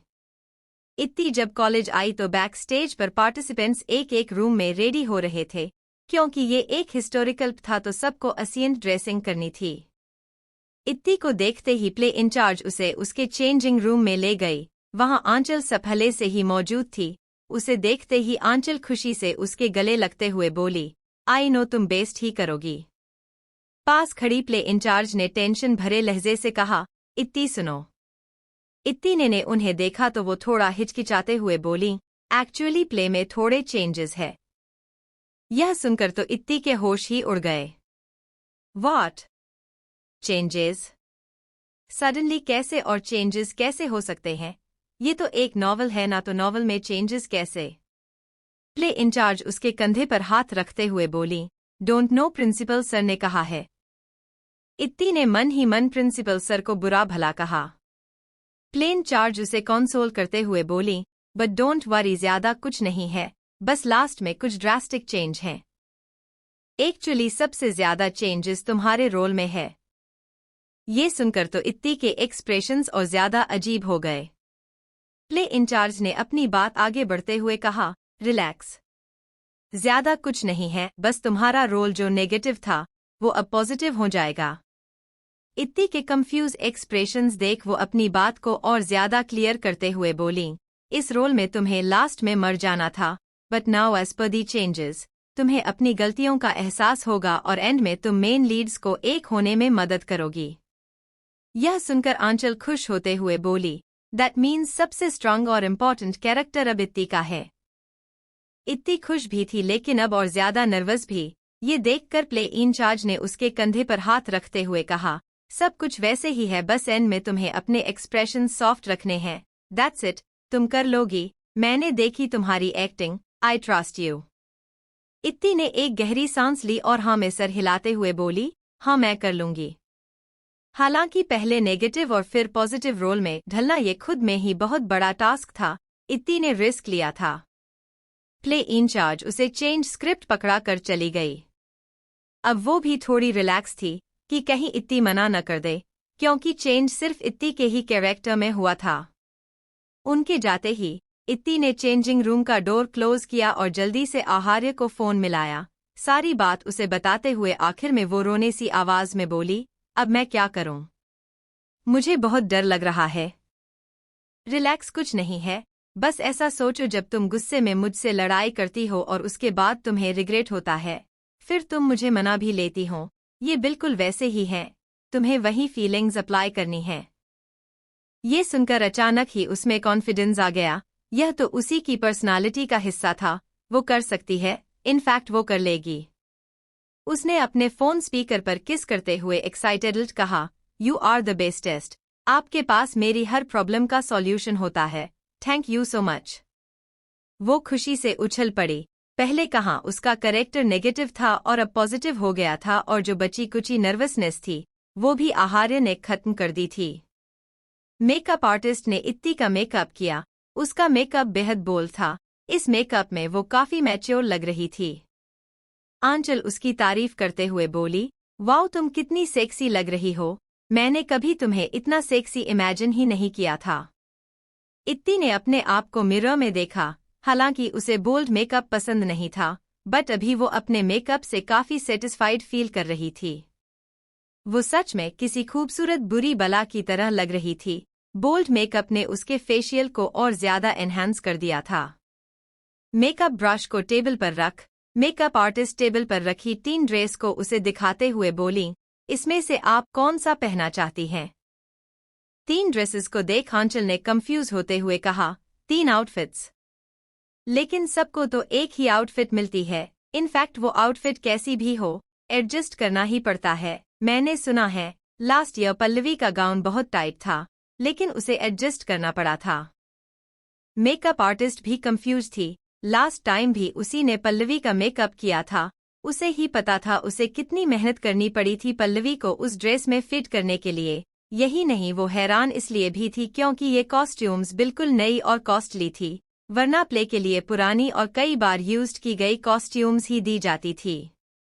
इत्ती ने गौर से उन तीनों कॉस्ट्यूम्स को देखा और ब्लैक कलर की कॉस्ट्यूम को देखते ही वो समझ गई ये किसने भेजा था। उसके फेस पर एक लवली स्माइल आ गई। ये बिल्कुल उसी का टेस्ट था। उसने ब्लैक ड्रेस को असिस्टेंट के हाथ से लेते हुए कहा, मुझे यही ड्रेस पहनी है। आंचल ने बाकी बची 2 पिंक और दूसरी ग्रीन कलर की ड्रेस को देखा।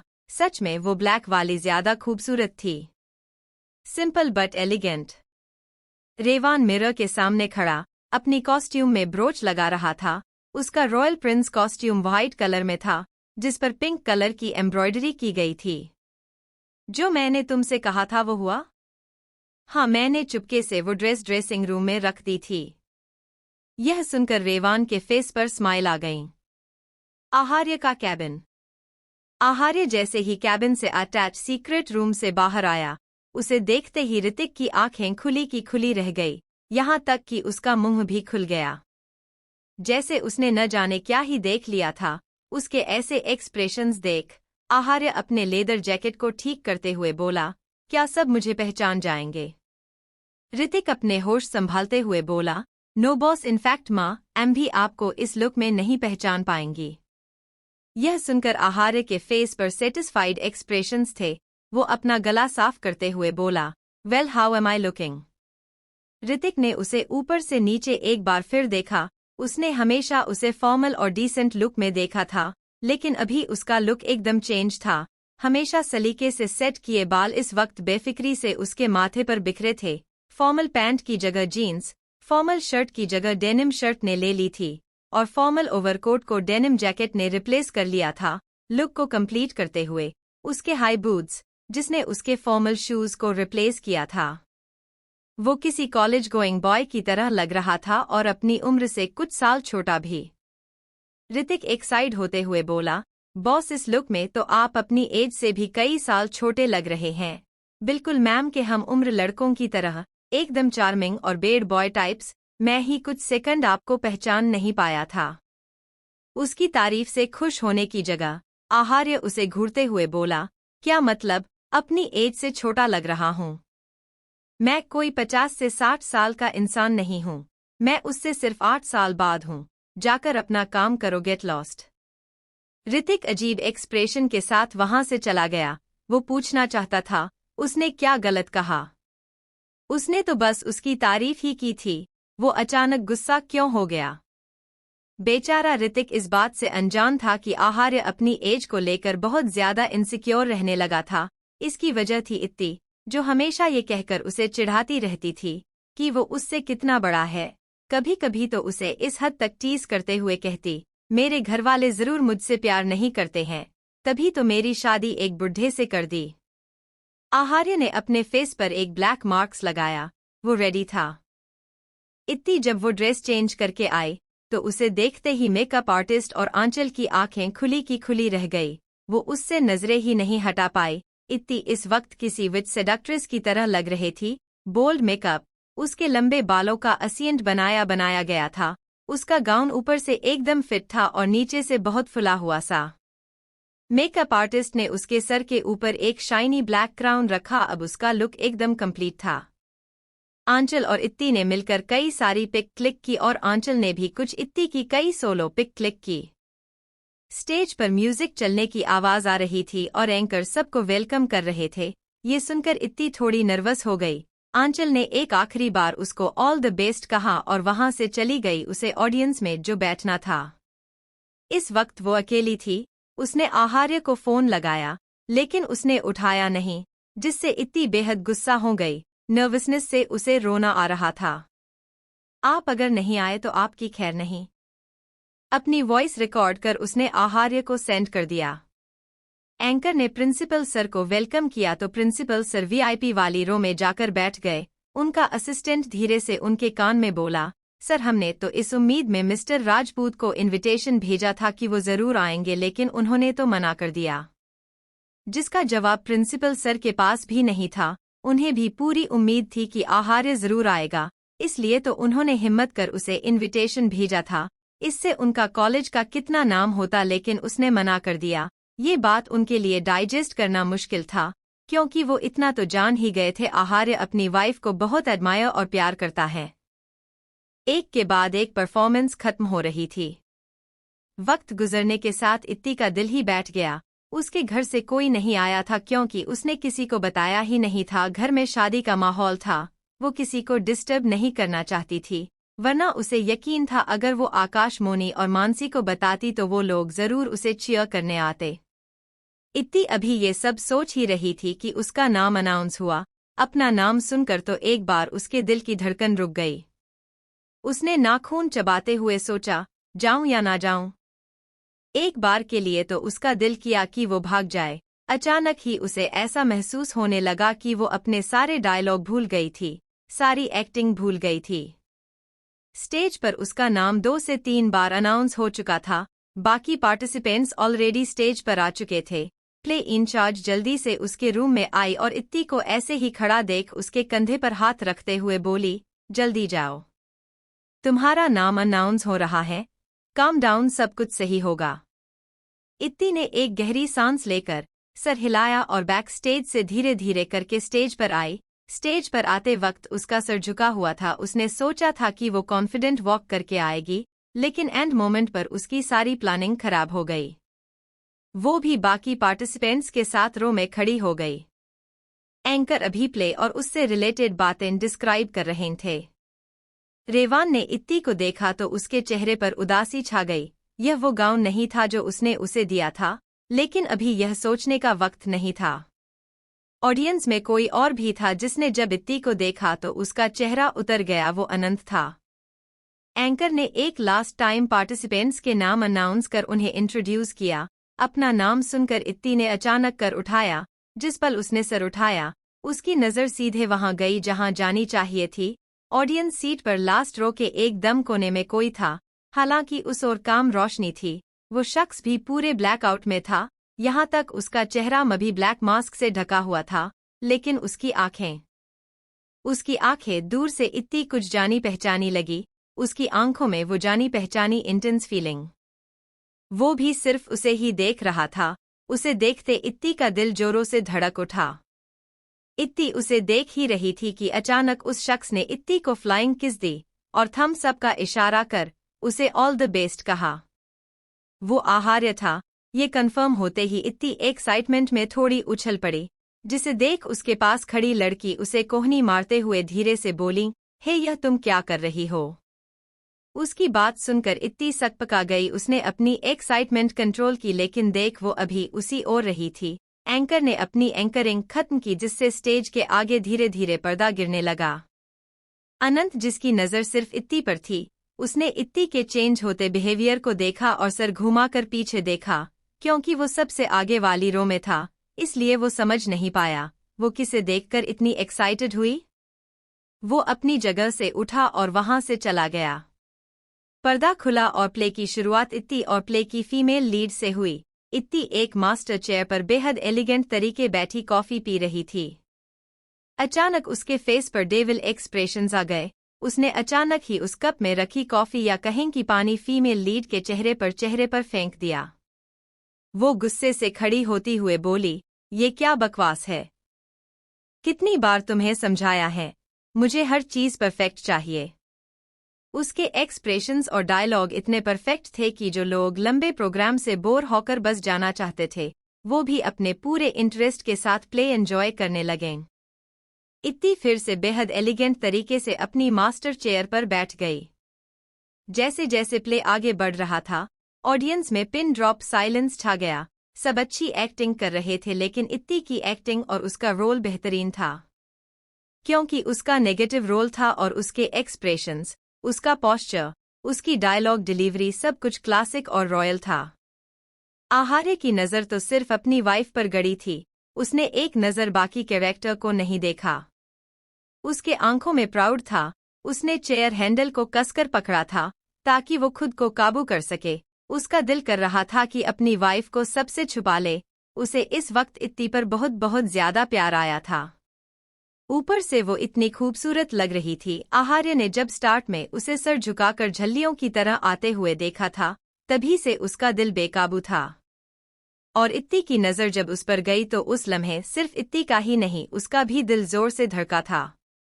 उसे महसूस हुआ कोई उसे घूर घूर के देख रहा था। उसने सर घूम कर देखा। अनंत को देखकर उसने कोई खास रिस्पॉन्स नहीं किया और एक बार फिर अपनी नज़रें स्टेज की ओर कर ली, लेकिन अनंत तब भी उसे लगातार देखे जा रहा था।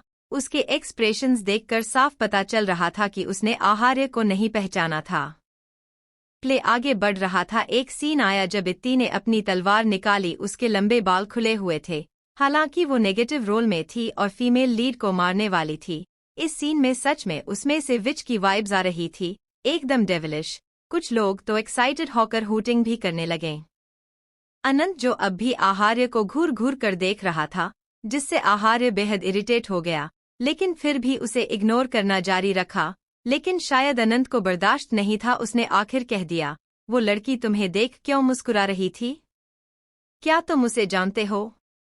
आहार्य ने अब भी कोई जवाब नहीं दिया और ना ही उसकी ओर देखा ही। अनंत भी कुछ पल शांति रहा। कुछ ही मिनट बाद वो एक बार फिर बोला, तुम उसे जानते हो? आहार्य ने अभी भी कोई जवाब नहीं दिया। एक पल तो उसके ज़हन में आया वो मास्क हटाकर उसे अपना चेहरा दिखाकर एक ही बार में उसकी बोलती बंद कर दे, लेकिन अभी उसका पूरा फोकस इत्ती पर था। वो उसकी एक्टिंग का एक भी मोमेंट मिस नहीं करना चाहता था। प्रेजेंट सीन में इत्ती रो रही थी। उसे अपनी गलतियों का एहसास था। उसने अपनी जिद और पावर के लालच में कितने लोगों की जिंदगी है बर्बाद कर दी।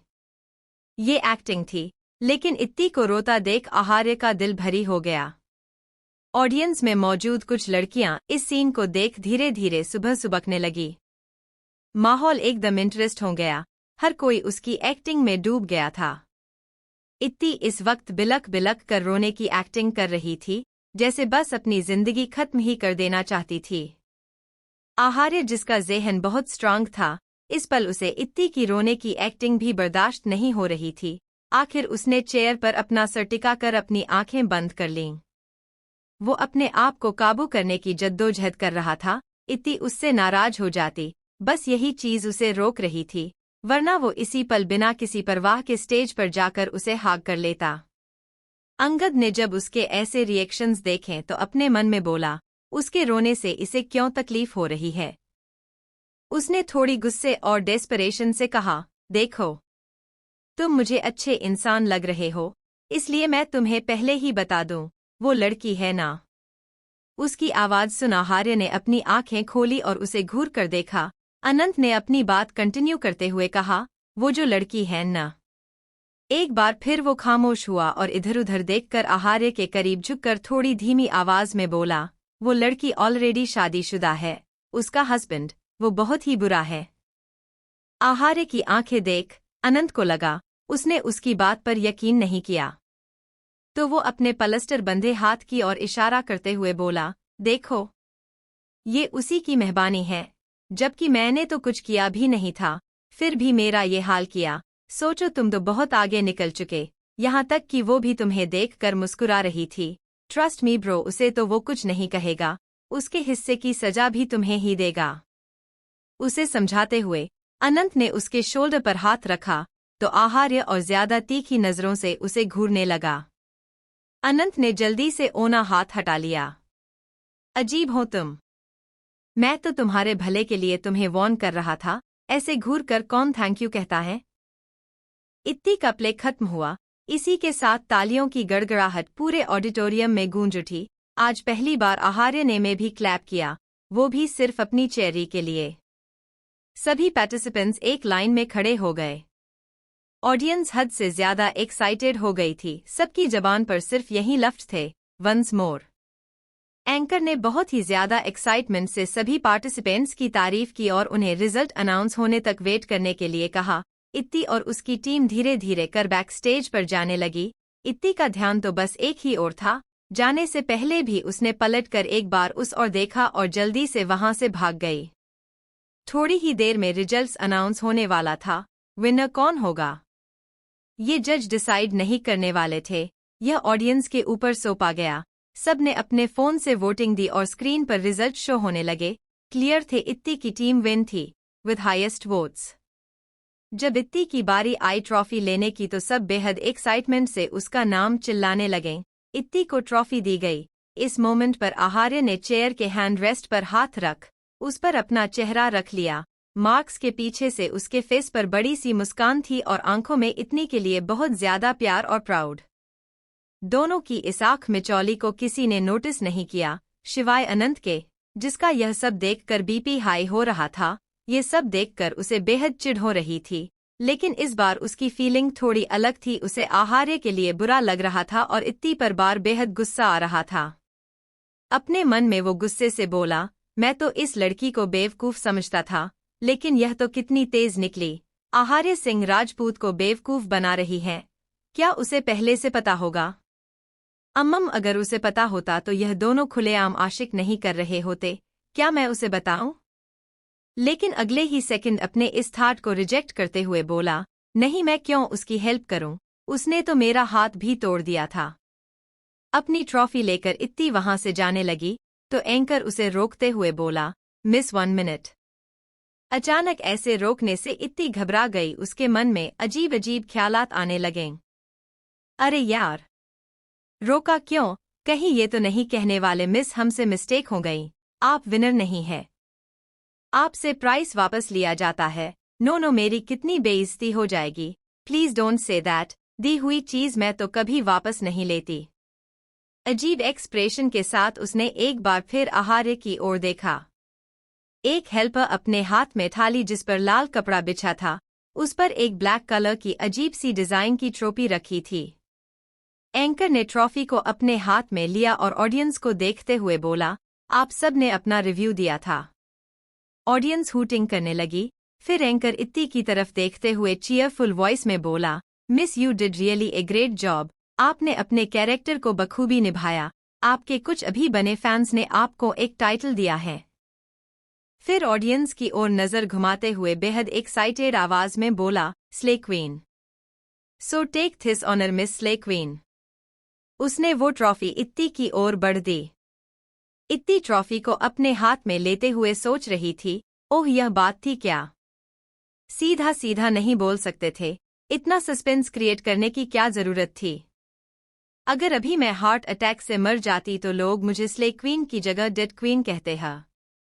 चेहरे पर एक स्माइल के साथ उसने धीरे से थैंक यू कहा और एक बार फिर तिरछी नजरों से आहार्य को देखकर जल्दी से वहां चली गई। इस वक्त वो कई सारी फीलिंग्स फील कर रही थी, इसलिए उसने ध्यान नहीं दिया कि आहार्य अब उस जगह नहीं था। अनंत जो स्टेज की तरफ देख रहा था, उसने सर घूम कर देखा तो पाया उसकी बगल वाली चेयर खाली थी। ये देखकर वो हड़बड़ा गया। ये कहाँ गया? वो इधर-उधर आहार्य को ढूंढने लगा। धीरे धीरे कर सब अपनी अपनी सीट से उठ रहे थे, इतनी भीड़ में वो चाहकर भी उसे नहीं ढूंढ सकता था।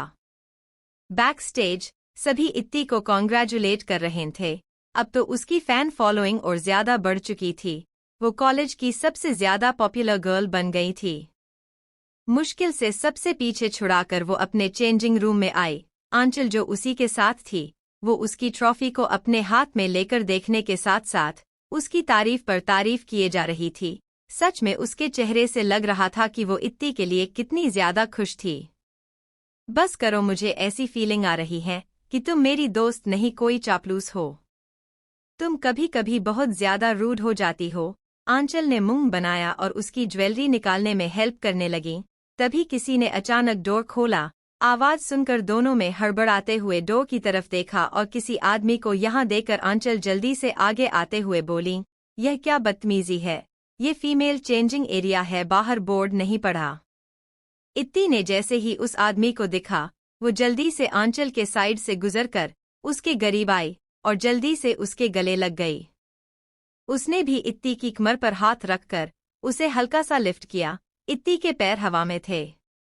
आंचल ने यह सीन देखा तो वो तेज आवाज में बोली, हे तुम मैरिड हो, तुम मिस्टर सिंह को चीट कर रही हो, तुम ऐसा कैसे कर सकती हो? इत्ती ने कोई जवाब नहीं दिया।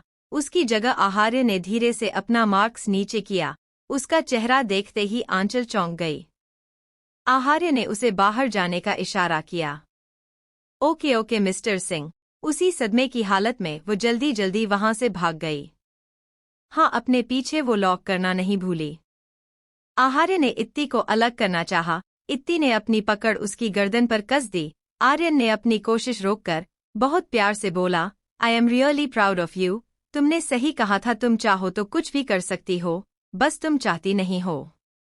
ये सुनते ही इत्ती उसकी गर्दन से अपना चेहरा निकाल उसे देखने लगी। उसकी आंखें आंसुओं से भीगी हुई थी। यह तारीफ थी या टोंट? टू बी ऑनेस्ट मुझे यह टोन ज्यादा लगा। आप मुझे इनडायरेक्टली अलसी कह रहे हैं। आहार्य ने उसे फ्लोर पर ध्यान से खड़ा करते हुए सीरियसनेस से कहा, तुमने मुझे बताया क्यों नहीं? क्या? इत्ती अपने पलकों पर जमीन नमी को पोंछते हुए नम आवाज में बोली, यही कि तुम्हें सिर्फ गुस्से में ही नहीं, खुशी में भी रोना आता है। इत्ती ने उसके हाथ पर मरते हुए कहा, यहाँ मैं रो रही हूँ और आप फालतू बकवास कर रहे हैं। एग्जैक्टली दैट, तुम रो क्यों रही हो? मैं रो रही हूँ क्योंकि मुझे रोना आ रहा है, इतना भी नहीं समझते? बोलते हुए लगातार वो अपने आंसुओं को पोंछ रही थी, जो रुकने का नाम ही नहीं ले रहे थे। आहार्य ने उसके गालों को अपने हाथ में भर उसके चेहरे की ओर झुकते हुए कहा, प्लीज मत रो ना, इट्स हर्टिंग। उसका अंदाज़े बयान इतना हसीन था कि इत्ती जो रो रही थी वो ब्लाश करने लगी। आहार्य इत्ती का टाइट बन खोलने में उसकी हेल्प करने लगा। आखिर में आहार्य ने उसके सर से सारी पिन्स निकाल दी और उसके बाल खोलकर उसके सर पर किस किया। बन खुलने के बाद इत्ती को सुकून आया। उसे फील हुआ कि उसके सर से किसी ने एक बड़ा सा पत्थर हटा दिया हो। वो अपनी कॉस्ट्यूम चेंज करने चली गई। तब तक आहार्य ने उसकी चीजें उसके बैग में पैक कर दी थी। इत्ती के चेंजिंग रूम से आने के बाद दोनों साथ ही रूम से निकले। इत्ती को कोई परवाह नहीं थी और आहार्य को तो जाहिर था वैसे भी नहीं थी। इत्ती ने सोचा अगर कोई पूछेगा तो बोल देगी कि ये उसका बॉयफ्रेंड है। अभी वो कॉरिडोर क्रॉस करके निकल ही रहे थे कि उनके सामने बहुत बड़ी मुसीबत सीना तान कर खड़ी थी। अनंत उनके सामने खड़ा हाथ बांधे उन्हें घूरने लगा। उसकी नज़र उनके थामे हाथ पर पड़ी। इत्ती अपना दूसरा हाथ उसके सामने वेव करते हुए बोली, कैन यू प्लीज साइड। अनंत और ज्यादा तान के खड़ा हो गया। वो चिढ़ते हुए बोला, तुम तो चीटर निकली। आहार्य, जो अब अनंत की हरकतों से बुरी तरीके से इरिटेट हो गया था, उसने एक कदम बढ़ाया ही था कि इत्ती, जो गुस्से से बौखला गई थी, आज हर कोई उसे चीटर बोले जा रहा था। वो चिढ़ते हुए चीखी, हाँ, मैं हूँ चीटर, बस क्या कर लोगे हम्मम? Now mind your business. इतना कहकर उसने आहार्य की बाजू थामी और अनंत के साइड से निकलकर गुस्से से चली गई। अनंत खुद से बड़बड़ाते हुए बोला, कितनी बदतमीज लड़की है। शर्मिंदा होने की जगह या डरने की जगह खुलेआम एक्सेप्ट कर रही है कि हाँ, मैं चीट कर रही हूँ। इत्ती और आहार्य जब कार के पास आए तब भी इत्ती बेहद चिड़ी हुई थी। हद है, आज सब पागल हो गए हैं। Ignore them. आहार्य ने कार का डोर खोला, लेकिन कार में बैठने के बजाय इत्ती थोड़ा एक साइड होते हुए बोली, हम कहाँ जा रहे हैं? हम घर जा रहे हैं, ऑफ कोर्स। उसकी बात सुनकर इत्ती अपनी आंखें बड़ी बड़ी करते हुए बोली, क्या कहा आपने? हम घर जा रहे हैं? आप ऐसा कैसे कह सकते हैं? आहार्य उसकी बात नहीं समझा। उसके चेहरे पर कंफ्यूज्ड एक्सप्रेशंस देख इत्ती हल्के गुस्से से बोली, हम घर कैसे जा सकते हैं? अभी तक तो हमने सेलिब्रेट ही नहीं किया। अचानक कुछ सोच वो एक्साइटेड होकर उसका हाथ थामते हुए बोली, ओह नाउ आई गॉट दैट। जरूर आपने मेरे लिए कोई सरप्राइज प्लान किया होगा, है ना? आहार्य ब्लैंकली बोला, सरप्राइज? उसके ब्लैंक एक्सप्रेशंस देख इत्ती उसे घूरते हुए बोली, हाँ सरप्राइज, मतलब जब हम कुछ अचीव करते हैं तो हम सेलिब्रेट करते हैं, पार्टी करते हैं, समथिंग लाइक दैट। ऐसा कुछ तो किया ही होगा ना आपने? आहार्य एक गहरी सांस लेकर बोला, नहीं, मैं ऐसा कुछ नहीं करता। अब तो इत्ती का पारा हाई हो गया। वो उसकी कोट की स्लीव्स के कोने को खींचते हुए बोली, मतलब आप मेरे लिए खुश नहीं हैं? मैं बहुत ज्यादा खुश हूं, बट उसने इत्ती का सर सहलाया और एक गहरी सांस लेते हुए बोला, अच्छा तुम ही बता दो, मुझे क्या करना चाहिए था? आपको मेरे लिए एक अच्छा सा सरप्राइज प्लान करना चाहिए था, जिसे देखकर मैं खुश हो जाती। अब नेक्स्ट टाइम से ध्यान रखना, ठीक है? इस बार मैं आपको माफ कर रही हूँ, लेकिन अगली बार मैं आपको बिल्कुल माफ नहीं करूंगी। आहार्य ने ओबीडियंटली सर हिला दिया। इत्ती खुशी खुशी कार में बैठ गई। आहार्य के डोर क्लोज करने से पहले उसने एक बार फिर पूछा, हम कहाँ जा रहे हैं? ऑफ कोर्स घर। इत्ती चिल्लाते हुए बोली, अभी तो समझाया मैंने आपको कि हम सेलिब्रेट करेंगे। कितने बुरे हैं आप, मुझे आपके साथ जाना ही नहीं है, कहकर वो उतरने लगीं। आहार्य ने जल्दी से उसका शोल्डर पकड़कर उसे वापस से सीट पर बैठा दिया। मैं बस मजाक कर रहा था, हम सेलिब्रेट करने जा रहे हैं। कभी तुम्हारी कोई बात टाली है मैंने? आहार्य कार ड्राइव कर रहा था और इत्ती सोच रही थी, उन्हें क्या करने चाहिए। वो सर घुमाकर आहार्य को देखते हुए बोली, ओक देन आज मैं आपको पार्टी दूंगी, अपनी जीत की खुशी में, ठीक है न? कहकर उसने अपनी हथेली आगे की। स्टीयरिंग व्हील घुमाते हुए आहार्य ने एक नज़र उसके हाथ को देखा और फिर सामने देखते हुए बोला, what? Give me your card. आज की ट्रीट मेरी तरफ से, आप जो चाहे वो ऑर्डर कर सकते हैं। आहार्य उसे घूरते हुए बोला, पार्टी तुम्हारी तरफ से है तो पे भी तो तुम्हें करना चाहिए ना? हाँ, तो पे करने के लिए ही तो मैं आपका कार्ड मांग रही हूँ। इतना कहकर आहार्य के करीब आई और उसकी पैंट की पॉकेट में हाथ डाल टटोलना लगी। अगर तुम इतना डेस्परेट हो तो हम घर जा सकते हैं। शट अप, ठीक है? आपको बस फालतू फालतू चीज सूझती रहती है। कितना गंदा दिमाग हो गया आपका। उसकी जेब से वॉलेट निकाल वो उसके चेहरे के सामने करते हुए बोली, मैं बस यह ढूंढ रही थी। इत्ती ने एक रैंडम कार्ड निकाला और वापस वॉलेट को उसकी पॉकेट में रख दिया। वो उस कार्ड को लहराते हुए बोली, 1 साल बाद से मेरी इंटर्नशिप स्टार्ट हो जाएगी। जब मेरी फर्स्ट सैलरी आएगी ना, तो मैं आपके सारे हिसाब चुकता कर दूंगी। उसने ये बात काफी गुरूर से कही थी। आहार्य अपनी एक आईब्रो रेस करते हुए बोला, ऐसी कौन सी कंपनी है जो तुम्हें इंटर्नशिप के करोड़ों रुपए सैलरी देगी। इंटर्न्स को कितनी सैलरी मिलती है? उतने ही जितने पैसों का तुमने लास्ट वीक वो अजीब से टेस्ट वाला लिप बाम ऑर्डर किया था। इत्ती ने याद किया और चौंकते हुए बोली, 15 के? मैंने कितने सारे प्लान्स बना रखे हैं कि जब मेरी फर्स्ट सैलरी आएगी तो मैं उससे इतनी सारी शॉपिंग करूंगी, सबको पार्टी दूंगी, आपको एक स्पेशल गिफ्ट दूंगी एंड मैनी मोर, लेकिन इतने में तो कुछ नहीं होगा। आहार्य उसे अच्छे से एक्सप्लेन करते हुए बोला, हम अप्रॉक्स इतने ही, बट अगर तुम टॉप कंपनीज से इंटर्नशिप करती हो तो इट्स अप्रॉक्स 35 के। थोड़ा पोस लेकर वो स्मर्क के साथ बोला, लेकिन उसके लिए बहुत मेहनत करनी पड़ती है, बहुत पढ़ना पड़ता है। उसके आखिरी लाइन सुन इतनी खामोश हो गई, उसे कोई जवाब ही नहीं सूझ रहा था। कुछ याद आते ही वो जल्दी से बोली, हाँ तो मैं आपकी कंपनी में भी तो इंटर्नशिप कर सकती हूँ ना, और वैसे भी आपकी कंपनी तो नंबर 1 पर है, मुझे फिक्र करने की कोई जरूरत नहीं, आप न मेरी सैलरी बढ़ा देना जिससे मैं सबको एक ग्रैंड पार्टी दे सकूं। ठीक है न, तब मैं आपको भी एक अच्छी सी पार्टी दूंगी। इत्ती अभी बोली ही रही थी कि आहार्य उसकी बात को काटते हुए बोला, as a CEO of Singh corporation मुझे तुम जैसे लेजी एम्प्लॉय नहीं चाहिए। उसकी बात सुनकर इत्ती उसे पंच करने लगी। आहार्य ने एक हाथ से उसका हाथ पकड़ा और दूसरे हाथ से स्टीयरिंग को घुमाते हुए बोला, पागल हो गई हो, अभी एक्सीडेंट हो जाता। इत्ती भड़कते हुए बोली, आप ऐसे कैसे कह सकते हैं, आई एम योर वाइफ।